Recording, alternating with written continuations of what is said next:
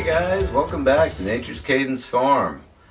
Today we're going to be installing a automatic chicken door in our brand new chicken house. So check out the video up there for the chicken house tour and everything we did to get this thing up and running. So this is a automatic door. It's a Farmlite brand. There's the name right there. And I'm going to put some links down below, so check those out to what it is and some of the tools, or all the tools that we're going to be using and stuff. So if you have any questions, be sure to check out that description. Shoot me a comment if it's something I didn't cover. I can probably figure it out and get it going for you. We're going to do a quick little unboxing here, and we've got, so here's what we get. It's underneath of that little cardboard thing. Let's see here, we've got a rain shield. We'll see where that goes. Looks like some marketing material or important. Does not close and adjust to something, alright. Power supply cord to go to the power supply, and looks like some hardware for the proximity sensor. A box of, oh, there's the remotes. Oh yeah, this is remote controlled too, so that's pretty neat. Let's get all that out of there. And what's over here? Let's see what we got over here. We've got a power adapter. All right, so that's the 120 to whatever voltage, probably 12 volts DC. And this is a battery backup, so if we do lose power and it's for a few days or something like that, we can put batteries in here and the door will still automatically open. So that's a nice option for us. You can also hook this up to solar too, so that's kind of neat. Let's see if we can get this out of here. So here's the styrofoam for packing, and here's the proximity sensor. So this won't allow the door to close on a bird. That's what this is. This just shuts it off. And so here's the actual door itself. So there's that. So we went with this one because it was metal, no plastic to it. This is metal, and then the gear back here that actually does the driving is also metal.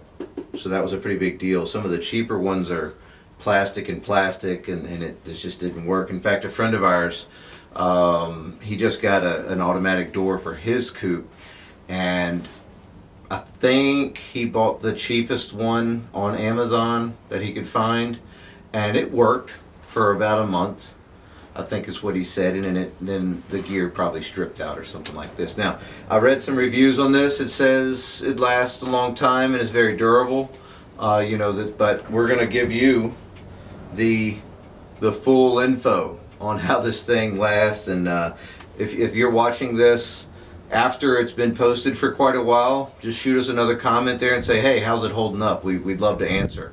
In fact, I think I answer pretty much every comment that comes through for now. So trying to do that. So anywho, here's everything. So let's go ahead and get this thing installed. Here's the instruction manual that came with it. It was pretty complete, and it tells you a lot about programming it and the remote operation. But it does have a small section in here, specifications, and it has installation introduction. So there's the installation. The main thing you need to know is the width of the doorway is 8.5 inches, and the height is 12 inches. So let's go ahead and go get the hole cut in the chicken house wall over there. What I've got here is the 8.5 inch wide hole laid out right here, and then I've got 12 inches up to here. And so what I did with this one is I drilled most of the way through from the inside to where I can see daylight coming through for the paddle bit, And I did that for this one also, but I went ahead and drilled from the outside in. What that'll do is help keep from blowing out the wood, so it splinters out everywhere. So I went ahead and did that, and I cut this whole bottom line here from the inside. And so what I'm going to go do is drill from the outside in and go ahead and finish this hole. And then what we'll do is we'll cut from this edge down and across, and then from this edge up.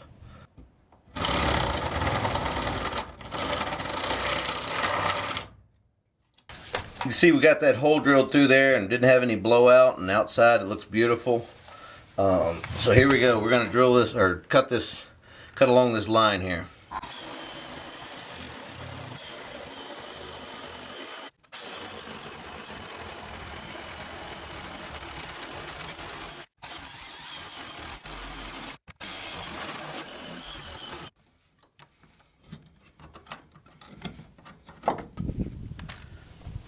Alright, for my installation I had to put some blocking around these batten strips, but your install might be a little different. I'm going to drill a 1/2 inch hole right here, and that's for the power cord to come out from inside and go to the power port that's on the door here. So that's this guy right here. It says power.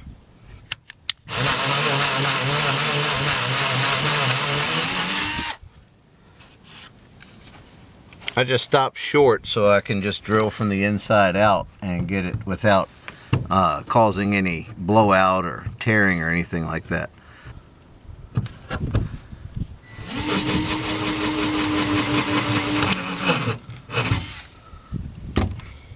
So I'm going to put the power cord through the hole. You can see the 1/2 inch just about right.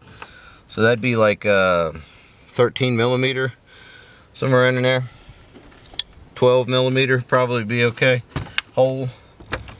So here we go. We've got, like I said, got everything kind of mounted up. So these holes here are what actually attach the unit to the wall itself.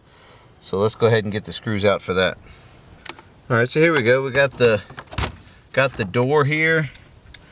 We're just going to mount it up kind of centered in our little hole we made, and got my screws here from the package, and we'll get them started in there.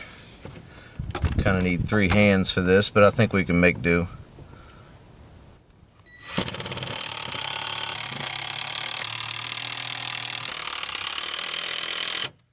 Now we need to mount our bracket for the proximity sensor, or the photo eye, or whatever you'd call this thing. Chicken sensor, how about that? We'll call it a chicken sensor. Got the bracket mounted here. I just used 2 screws out of the package, and I had to block it out a little bit back here to kind of make up for the difference for my batten strips. Your installation might be a little different, but here we go. We're going to put the motion sensor in here and tighten this down. Pretty straightforward. We're just going to use these 2 lock nuts they provided, and I chose a height that looked like what was in the pictures, so I hope it's at the right height.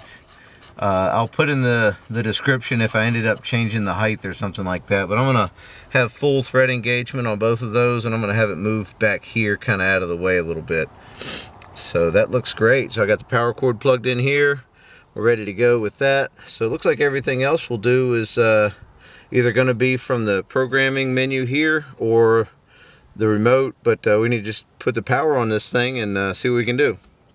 Alright, I got the rain shield installed. I went ahead and put it up way high because the way the door opens is going to be like right here, so I had to put the rain shield kind of up there to keep it from interfering with the door.